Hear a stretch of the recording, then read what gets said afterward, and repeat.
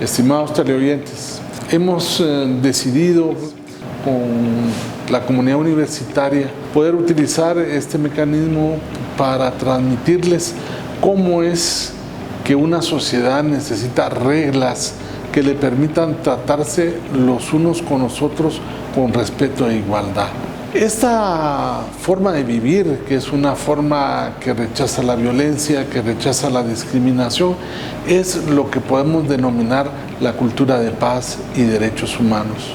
El Consejo Superior Universitario, en forma responsable y consciente de la necesidad de un nuevo tipo de relaciones que gobiernen las relaciones sociales, ha decidido encomendar al Instituto de Derechos Humanos de la Universidad de San Carlos la tarea de sensibilizar y formar en temas relacionados a la paz. Es así que vamos a desarrollar las ideas de la igualdad para la mujer, la igualdad para los pueblos indígenas, la igualdad para los discapacitados y para todas aquellas personas que de una u otra manera padecen de dificultades en su desarrollo. Pero también vamos a hablar de cómo los conflictos pueden superarse mediante el diálogo, mediante la tolerancia, evitando el enfrentamiento que solamente causa más víctimas y que no resuelve ningún conflicto.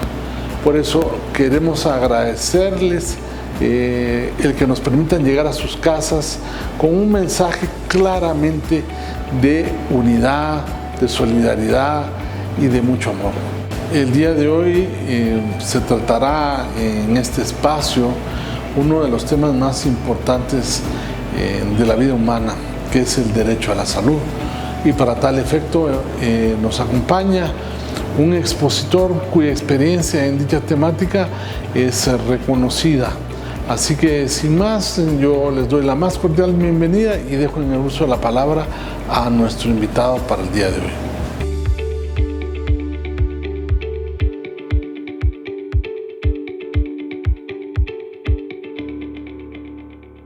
Qué gusto volver a encontrarnos en una jornada educativa más que llega gracias a la TV Universitaria y al Instituto de Derechos Humanos, ambos de la Universidad de San Carlos. Soy el licenciado Rolando Yoc y nuevamente estaremos abordando un tema vital para cada uno de nosotros en nuestra calidad de seres humanos. Sabemos que hay una gama de derechos humanos que son indispensables para vivir con esa dignidad en nuestra calidad de personas, que abarca nuestras familias, nuestras comunidades, nuestros municipios, nuestras naciones. En este sentido, el día de hoy estaremos abordando el derecho a la salud como un elemento que es necesario e imprescindible para poder vivir con dignidad. Quisiéramos partir en esta jornada educativa recordando que Naciones Unidas, y en este caso Guatemala, se ha adscrito a lo que se conoce como los Objetivos de Desarrollo Sostenible, que tienen como meta que puedan cumplirse en el año 2030. Así que todavía tenemos una década para que esos 17 objetivos de desarrollo sostenible puedan cumplirse. Y en este sentido encontramos entonces que uno de los objetivos de desarrollo, el número 3, está vinculado con la salud y el bienestar. Desde luego nosotros entendemos que la salud es producto de que podamos contribuir a que finalmente se dé, valga la redundancia, la finalización de la pobreza, que podamos tener educación de calidad, que la igualdad de géneros cobre vigencia, que tengamos acceso a agua limpia y a saneamiento adecuado, que podamos tener también paz, justicia e instituciones sólidas. De tal manera que esos son algunos de los Objetivos de Desarrollo Sostenible que están vinculados a ese derecho humano de la salud. En este sentido, es importante encontrar e identificar qué es la salud y los derechos humanos. La Constitución de la Organización Mundial de la Salud afirma que el goce del grado máximo de salud que se pueda lograr es uno de los derechos fundamentales de todo ser humano. Así que cualquier esfuerzo que se haga para alcanzar el máximo de salud es fundamental, porque esto es exactamente el derecho a la salud. También debemos recordar que el derecho a la salud incluye el acceso oportuno, aceptable y asequible a servicios de atención de salud con calidad suficiente. A pesar de estos esfuerzos, a pesar de estos propósitos, a pesar de estos desafíos y oportunidades, no podemos olvidar que por lo menos hay 100 millones de personas en todo el mundo que son empujadas cada año para vivir por debajo de ese umbral de pobreza que como consecuencia les promueve más gastos sanitarios. Porque obviamente al no tener una vida sana, integralmente hablando, siempre vamos a tener desafortunadamente la dificultad de enfermarnos con frecuencia, y como generalmente nuestra actitud es reactiva, vamos a tener que invertir cantidades significativas de nuestros magros ingresos para poder cubrir estas necesidades de salud. Necesitamos reconocer que los grupos vulnerables y marginados de las sociedades suelen tener que soportar una proporción excesiva de problemas sanitarios. Es necesario recordar que todas las personas deben poder ejercer el derecho a la salud sin discriminación por motivos de raza, edad, pertinencia o grupo étnico o cualquier otra condición. La discriminación y la igualdad exigen que los estados adopten medidas para reformular toda legislación, práctica o política discriminatoria. Reiteramos entonces que los servicios de salud no dependen de qué raza pertenezco, de cuál es mi edad, de cuál es mi religión. Simplemente el del sistema de salud lo que debe de preguntar es cuál es mi afección y estar en la obligación y en la capacidad de resolver ese problema sanitario que me aqueja. Cuando indicamos que el derecho a la salud es el grado máximo de salud que se pueda lograr, en esta aspiración no podemos dejar de mencionar que existen un conjunto de criterios sociales que propician la salud de todas las personas, y de estos criterios sociales, para tener acceso a esa disponibilidad de servicios de salud integrales, se encuentran nuestras condiciones de trabajo que deben ser seguras, una vivienda adecuada y alimentos nutritivos, como elementos esenciales para poder señalar que estamos en busca del grado máximo de salud que se pueda lograr, siempre y cuando como factor condicionante el que podamos tener un trabajo adecuado, un salario digno, una vivienda aceptable y los alimentos oportunos, que son finalmente los que nos protegen de manera permanente a contraer estados patológicos que deterioran nuestra salud. El goce del derecho a la salud también está estrechamente relacionado con otros derechos humanos. Como lo hemos indicado, está relacionado al derecho a la alimentación, a la vivienda, al trabajo, a la educación, a la no discriminación y al acceso y a la información y participación. Hoy como ejemplo tenemos que al no tener precisión de cuál debe ser el abordaje para el combate de la pandemia del COVID-19, el no tener acceso a una información correcta, precisa y veraz, nos hace también tener dificultades para aportar nuestros esfuerzos por erradicar o por lo menos disminuir las situaciones letales que esta enfermedad genera. Y además tenemos el derecho de participar. En este sentido, necesitamos conocer cuáles son los presupuestos, cuáles son los inmuebles, cuáles son los medicamentos, cuáles son los programas que deben permitirnos gozar de ese derecho a la salud. En este sentido, es necesario visibilizar cómo las poblaciones desfavorecidas y el derecho a la salud a veces colisionan. Y como ejemplo tenemos que los grupos sociales vulnerables y marginados suelen tener menos probabilidades para disfrutar el derecho a la salud.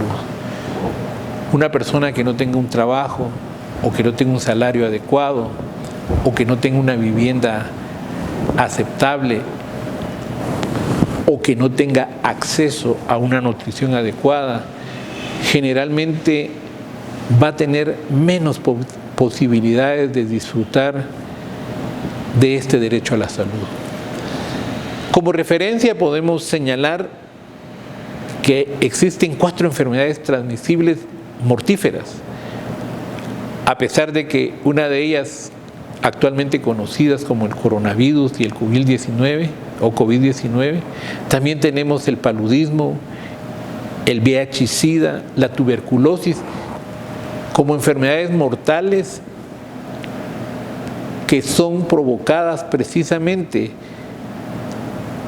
por la falta de alimentos, de vivienda, de trabajo, y que afectan desproporcionadamente a las poblaciones más pobres del mundo y que imponen una carga tremenda a la economía en los países de desarrollo como nuestro país Guatemala. Por otra parte, la carga de morbilidad, o sea, por las enfermedades no transmisibles, que con frecuencia se piensa que solo afectan a los países de altos ingresos, o en el caso de nuestro país, a los sectores que mejores ingresos tienen. Y en este sentido hemos podido comprobar que desafortunadamente este tipo de enfermedades no transmisibles, como son los problemas cardíacos, la obesidad, la diabetes, son enfermedades que ya están atacando a las poblaciones más empobrecidas y más desprotegidas, lo cual obviamente limita a ese derecho a la salud. Es por eso que encontramos que las tasas más altas de muerte, mortalidad y de enfermedad, morbilidad, se encuentran precisamente en las poblaciones más desfavorecidas, que también, como se indicaba, hay enfermedades no transmisibles como el cáncer, las cardiopatías y las enfermedades respiratorias crónicas que también afectan ese derecho de la salud de las poblaciones. Necesitamos también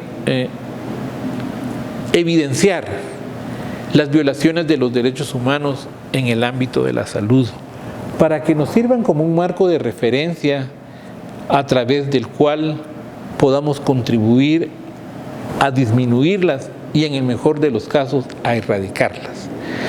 Las violaciones o la inobservancia de los derechos humanos pueden conllevar graves consecuencias sanitarias. Actualmente encontramos que el abordaje en el país del COVID-19, hablamos desde la función y obligación que el Estado tiene, ha sido precarísima. Primero porque están desabastecidos con los insumos correspondientes, la infraestructura no es la más adecuada, el acceso a esos servicios de salud no están. Por lo tanto, es necesario reconocer que eso es una violación a los derechos humanos. También la discriminación manifiesta o implícita en la prestación de estos servicios de salud viola los derechos fundamentales. Y como un ejemplo de esto, porque creemos que la salud mental o psicológica no es sustantiva, encontramos que muchas personas con trastornos de salud mental permanecen en centros para enfermos mentales, en algunos casos contra su voluntad, a pesar de tener la capacidad de tomar decisiones sobre su futuro, porque no existe un programa que les permita abordar integralmente su caso. Por otra parte, cuando faltan camas de hospital, se suele dar prematuramente de alta a estas personas que forman parte de estos grupos vulnerables, lo cual contribuye a tener altas tasas de readmisión y en ocasiones incluso de funciones, y constituye esto una violación a sus derechos a recibir tratamiento. Y aquí es donde viene el reto. ¿Cómo entonces disminuir estas violaciones a los derechos humanos en materia de salud?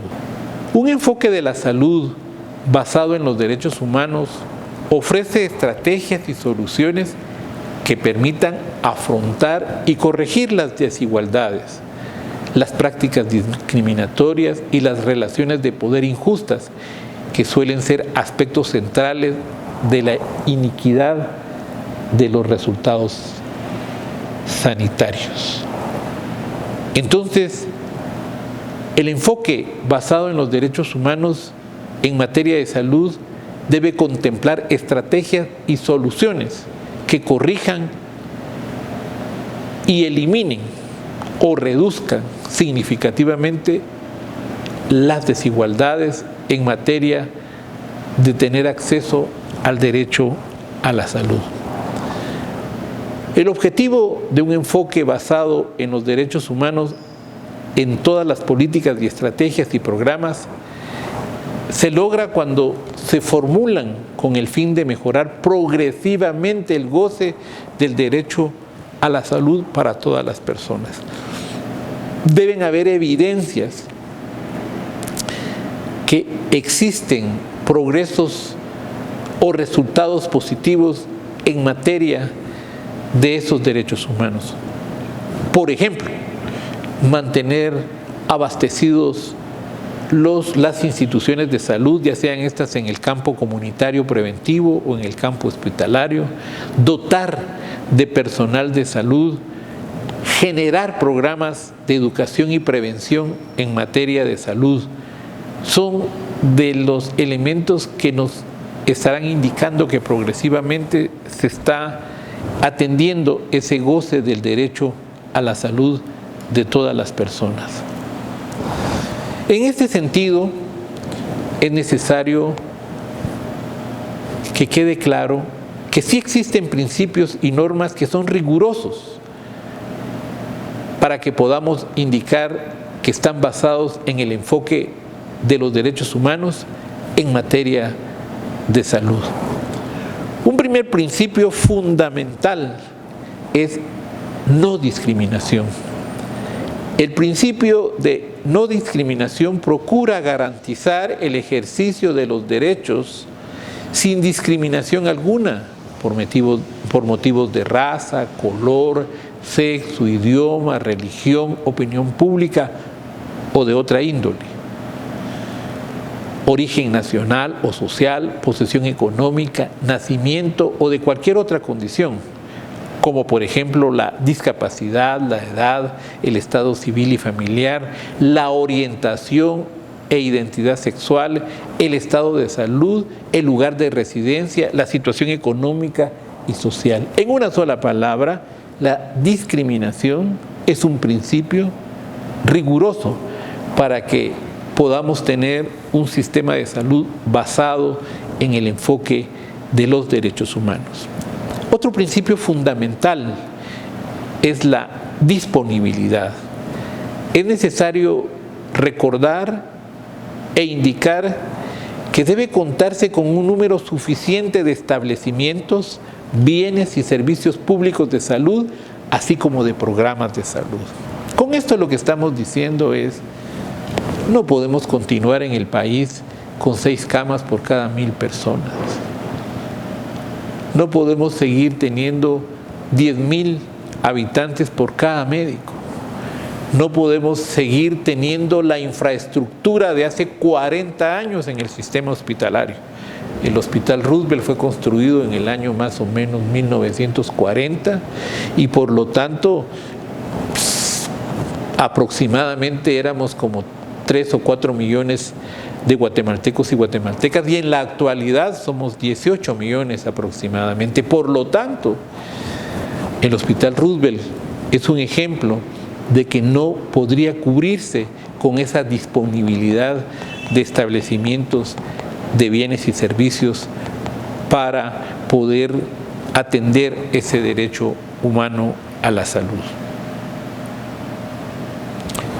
Otro de los principios y normas basados en el enfoque de derechos humanos innegociable en materia del acceso al derecho a la salud es la accesibilidad. ¿Qué significa accesibilidad? Disponer de los establecimientos, bienes y servicios de tal manera que en este sentido las personas tengan estos servicios de salud que deben velar por su derecho a la salud de manera cercana, diríamos coloquialmente, a la mano.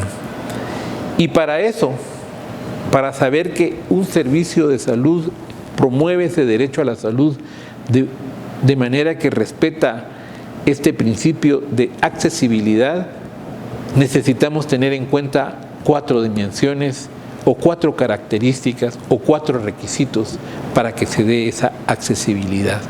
La primera es aceptabilidad. ¿Qué significa eso? Que todos los establecimientos, entiéndase, puestos de salud, centros de atención permanente, los famosos CAIMI, hospitales, deben estar lo más cercano y con horarios que le permita a las personas acceder precisamente a este servicio. Cuando hablamos de bienes, estamos hablando de equipo, estamos hablando de infraestructura, estamos hablando de equipo médico. Y cuando hablamos de servicio de salud, y los mismos deben ser apropiados desde un punto científico y médico y de buena calidad. Entonces, este es uno de los primeros requisitos que necesitamos tener en la accesibilidad. De tal manera de que en el caso de la aceptabilidad es importante también integrar que estos servicios deben ser respetuosos de la ética médica, culturalmente apropiados y sensibles a las necesidades propias de cada sexo y de cada ciclo vital. Otro elemento fundamental dentro de las dimensiones que dijimos para que se genere la accesibilidad es la calidad. Todos nuestros establecimientos, todos nuestros bienes, todos nuestros servicios de salud deben partir de un soporte científico y de buena calidad. Es importante que la accesibilidad también cuente con una rendición de cuentas. Los estados y otros garantes de los derechos son responsables de la observancia de los derechos humanos. Necesitamos saber, primero, cómo se invierten los recursos del presupuesto en materia del sistema de salud, pero también se hace necesario entender que la población tiene derecho de saber si los costos, si los presupuestos se están haciendo de manera adecuada. Y finalmente, en eso del principio de accesibilidad, se tiene otro elemento fundamental como es la universalidad. Los derechos humanos sabemos que son universales e inalienables. En este sentido, todas las personas en cualquier parte del mundo deben poder ejercer ese derecho. Por lo tanto, el derecho a la salud es un derecho universal. Con esto podemos afirmar entonces que el derecho a la salud está vinculado a las políticas y los programas que se han concebido para satisfacer las necesidades de la población, como resultado de los mecanismos de rendición de cuentas establecidos. La misma Constitución Política de la República, lo miraremos más adelante, en uno de sus articulados, señala que la población tiene el derecho de planificar, programar y ejecutar las acciones de salud y por lo tanto conocer y demandar de sus autoridades informes que permitan identificar cómo y en qué y en dónde y cuándo se han ejecutado los presupuestos y si no se han ejecutado, ¿por qué? Y si no han llegado los distintos satisfactores, también deben tenerse los argumentos correspondientes de por qué no se han dado estas condiciones. Se afirma entonces que un enfoque basado en los derechos humanos en materia de salud se identifica con aquellas relaciones con el fin de emancipar a las personas para que puedan reivindicar sus derechos y alentar a las instancias normativas y a los prestadores de servicios que cumplan con sus obligaciones en lo concerniente a la creación de sistemas de salud más receptivos. Por ahí alguien dice con bastante solvencia que la salud no lo es todo, pero sin ella lo demás es nada. Para estudiar, para jugar, para divertirse, solo hay un requisito: estar vivos. Y eso obviamente se logra si tenemos acceso al derecho a la salud y si el sistema de salud está totalmente en capacidad de generar este tipo de condiciones. La salud es nuestro bien más preciado. Por lo tanto, todos los esfuerzos deben ir encaminados a trabajar bajo esta premisa. La salud tiene una importancia vital para todos los seres humanos. Una persona con mala salud no podrá disfrutar o trabajar adecuadamente y no podrá disfrutar completamente de su salud. Por lo tanto, el derecho a la salud constituye un derecho fundamental de todos los seres humanos y en este caso de todos los guatemaltecos y guatemaltecas. Como hemos venido recalcando, es necesario tener con claridad entonces qué es la salud. Y en este sentido, la Organización Mundial de la Salud nos ha dicho que es un estado perfecto, completo, de bienestar físico, mental y social. ¿Qué significa físico? Que nuestra anatomía y fisiología esté funcionando adecuadamente, pero eso no es todo. También lo tenemos que estar en función de nuestra salud mental o psicológica, que significa que nos permite tener comportamientos equilibrados, de paz, de alegría, o la capacidad de enfrentar adecuadamente pues, nuestros problemas y desafíos. Y también es lo social, que como hemos venido indicando, significa elementos prioritarios como la alimentación, la vivienda, el trabajo, la recreación, la seguridad. Por lo tanto, la salud no es solo la ausencia de la enfermedad.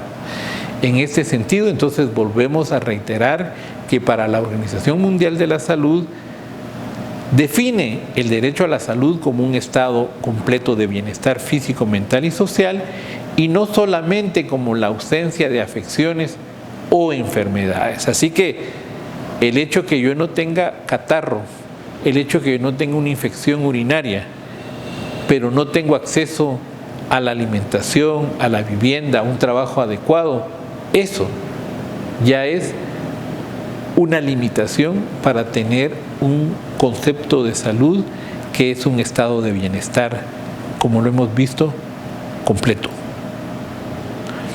El derecho a la salud, entonces, queremos volver a reiterar, es gozar sin ninguna distinción del más alto nivel de salud que nos permita vivir como personas de manera digna.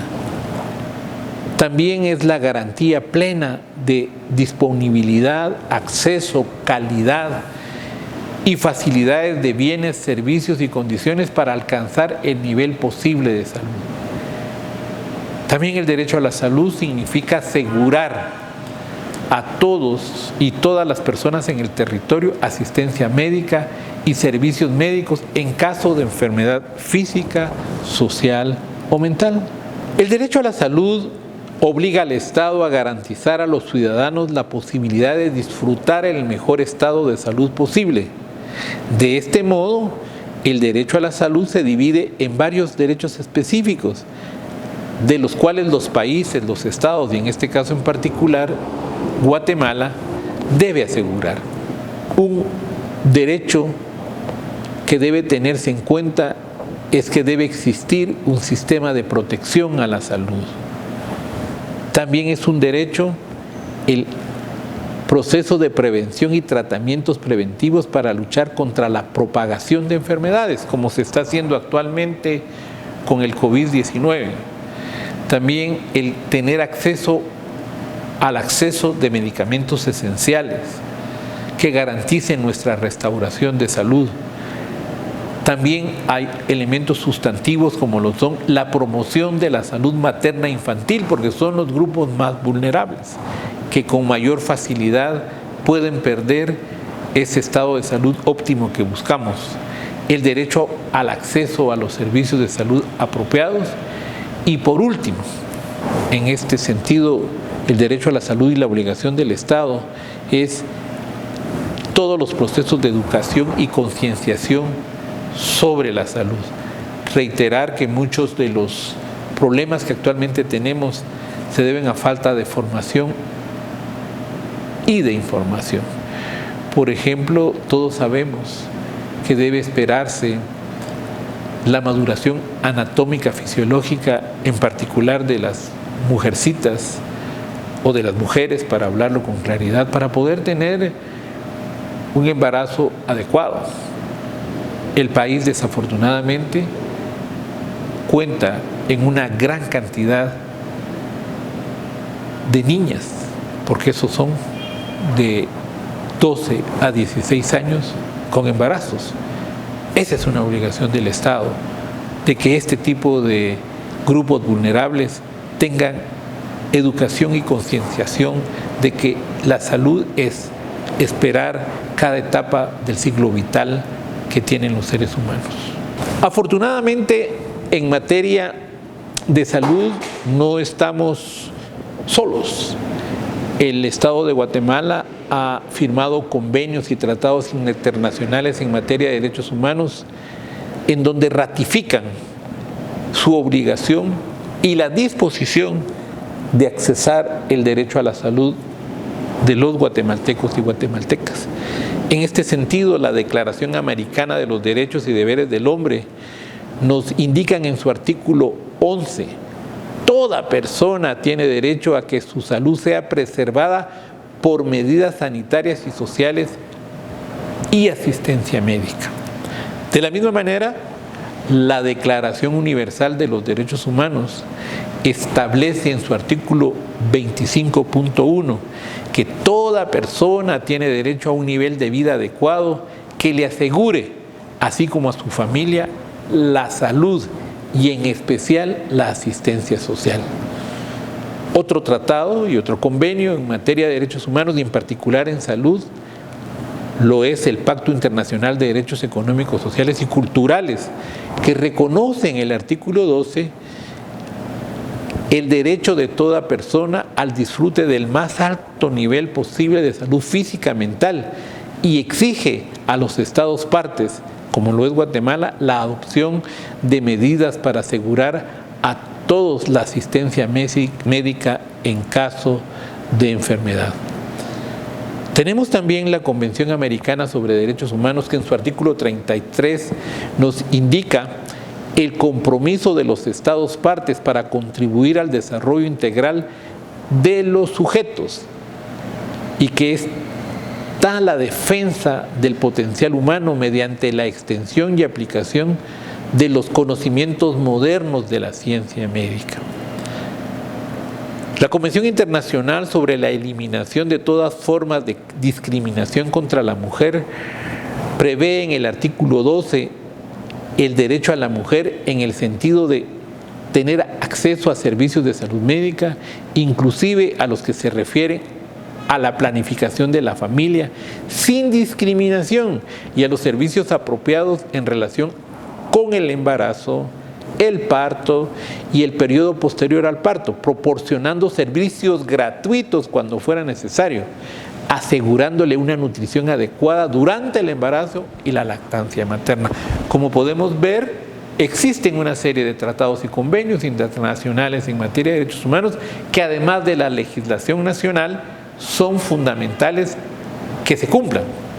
También la Convención de los Derechos del Niño reconoce en su artículo 24.1 que señala el derecho del niño al disfrute del más alto nivel posible de salud y servicios para el tratamiento de las enfermedades y la rehabilitación de la salud.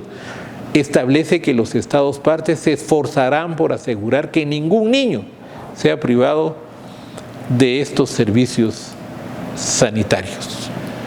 Finalmente, es importante reconocer que en materia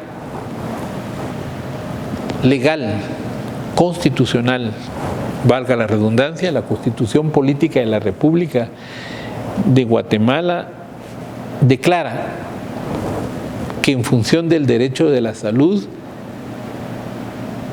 se tienen las siguientes obligaciones constitucionales. El derecho a la salud, según lo indica el artículo 93 constitucional, es el goce de la salud, es un derecho fundamental del ser humano sin discriminación alguna.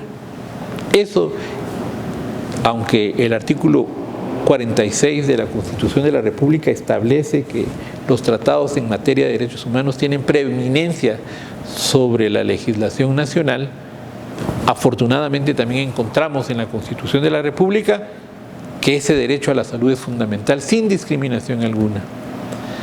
Es obligación del Estado tener claridad que debe prestar servicios de salud y asistencia social. Es importante reconocer, según lo indica el artículo 95, que la salud es un bien público. Por lo tanto, no solo las instituciones del Estado, sino todos los guatemaltecos y guatemaltecas debemos entender que la salud es un bien público el cual debemos promover y fortalecer. Miren, es importante reconocer también en materia de el control de medicamentos. Constitucionalmente se nos indica que es necesario tener en cuenta la calidad de los mismos. El medio ambiente y el equilibrio ecológico juegan un papel importante también en materia de salud, y el artículo 97 de la Constitución de la República nos lo recuerda. Este artículo 98 de la Constitución de la República es fundamental y valioso porque nos da no solo el derecho humano, sino constitucional para que todas las comunidades, en este caso, para poner un número finito, los 340 municipios y los 22 departamentos en donde están ubicados los aproximadamente 18 millones de guatemaltecos y guatemaltecas, tienen el derecho de participar en los programas de salud. ¿En qué sentido? En su planificación, en su programación y en su ejecución. Así que tenemos el derecho y, claro, desde luego, la obligación de verificar que el sistema de salud responda a todos esos elementos fundamentales de los cuales hemos venido platicando durante esta jornada educativa. El artículo 99 establece la responsabilidad del Estado de fomentar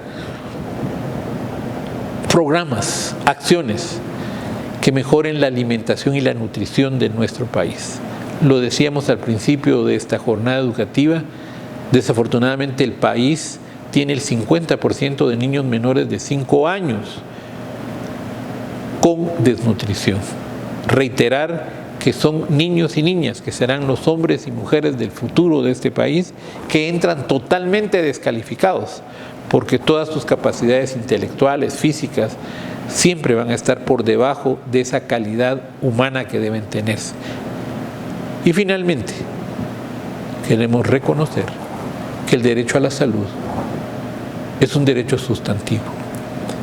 Y en este sentido, exhortamos y motivamos a todos los sectores y estratos de nuestra querida Guatemala, sectores académicos, sectores campesinos, sindicalistas, sociedad civil, autoridades indígenas, pueblos organizados a que hagamos del derecho a la salud no una idea de deseo, sino una práctica permanente para que ese derecho a la salud pueda traducirse en lo que la OMS manifiesta, la Organización Mundial de la Salud, que la salud es el pleno goce, el estado equilibrado entre lo físico, lo mental y lo social.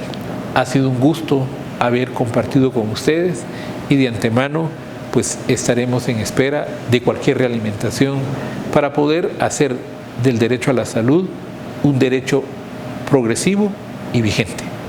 Mucho gusto. Hasta la próxima. La salud es el derecho humano más importante. Se ha llegado a la conclusión que en ocasiones la vida sin salud es tan desagradable que la gente prefiere morir. Y por eso es que se dice que no es la vida a secas como lo más valioso en una sociedad, sino es aquella vida llena de salud que le permite al ser humano ser digno y ser feliz. El día de hoy eso es lo que hemos escuchado, hemos visto las amenazas que contra la salud existen y una prueba de ello es la pandemia que actualmente vivimos y que tanto dolor está ocasionando en nuestros hogares. Yo les invito a que seamos cada día más responsables en nuestra salud y que exijamos que realmente tengamos un mejor sistema de salud que el que actualmente hemos tenido. Así que sin más, yo quiero agradecerles su audiencia a este programa e invitarlos a que continúen en sintonía con el canal de televisión universitaria, donde los programas que se desarrollan tienen esa característica de ser formativos y educativos. Muchas gracias.